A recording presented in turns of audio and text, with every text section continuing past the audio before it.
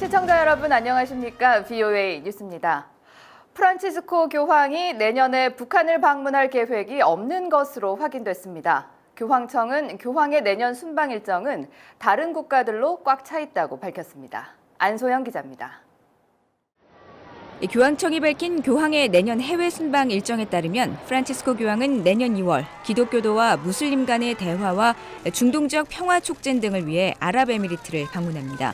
또 교황은 3월에는 일본 등 아시아 방문을 검토하고 있다고 교황청은 전했습니다.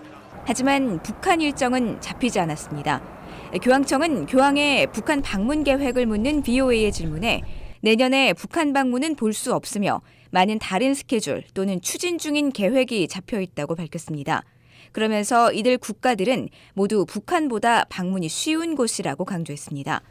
앞서 지난 10월 청와대는 문재인 한국 대통령이 방북 요청을 한 뒤 교황이 요청을 사실상 수락했다고 밝혔습니다.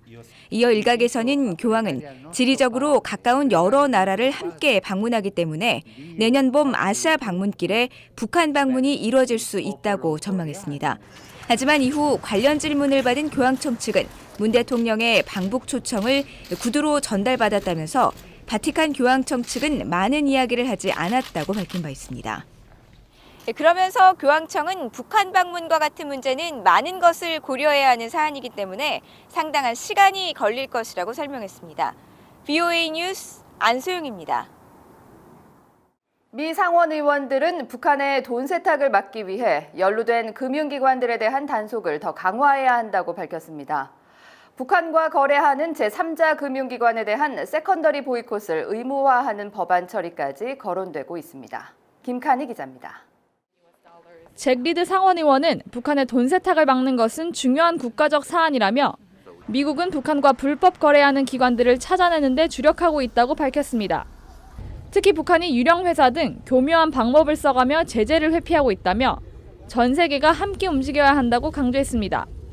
When you put pressure on one place, they're very clever and agile. They'll go to another place. So simply sort of focusing exclusively on one region or one sort of system of banks, they'll figure that out quickly and move elsewhere. So it has.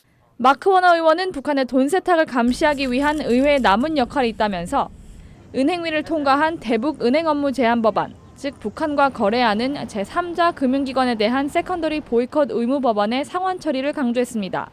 I think it should be taken action on the floor and it should pass. That would tighten controls on that activity. 대북 은행 업무 제한 법안 상원 처리를 주도하고 있는 크리스 벤 홀런 의원은 북한의 제재 회피 증거는 매일 쌓여가고 있다면서 북한에 대한 의회의 최대 압박을 강조했습니다. Mr. Chairman, I look forward to conversation with you about, I guess, renewing our efforts to make sure that we apply maximum pressure on North Korea as we continue with whatever dialogue is ongoing at this point in time. 이런 가운데 폼페오 국무장관은 언론 인터뷰를 통해 김정은이 약속한 비핵화를 도출해 트럼프 대통령에게 전달하는 것을 모색하는 것은 엄청난 경험이라면서도 북한의 비핵화는 어려운 과제라고 말했습니다. VOA 뉴스 김칸입니다. 지난해 도널드 트럼프 대통령이 북한에 대해 화염과 분노 등을 언급하며 미북 갈등이 최고조에 있었던 당시 전쟁까지 고려됐던 것은 아니라고 니키 헤일리 유엔 주재 미국 대사가 밝혔습니다. 헤일리 대사는 7일 시사지 애틀란틱과의 인터뷰에서 이같이 말하고 하지만 북한이 미국 근처까지 미사일을 발사했다면 트럼프 대통령은 북한을 공격했을 수도 있다고 말했습니다.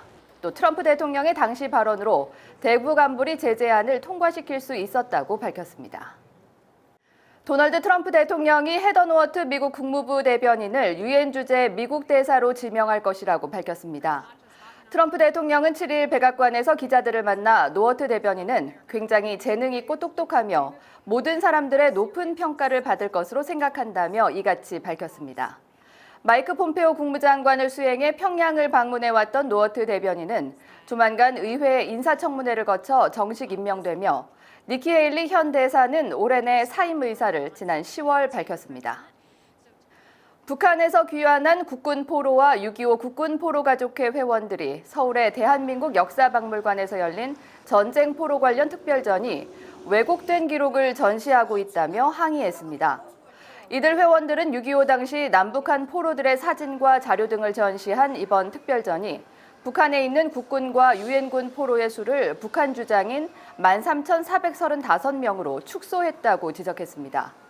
회원들은 북한은 10만 명 이상의 포로를 생포하고 휴전 후 그 숫자를 10,000명대로 대폭 축소했다고 주장했습니다. VOA 뉴스를 마칩니다. 시청해주신 여러분 고맙습니다.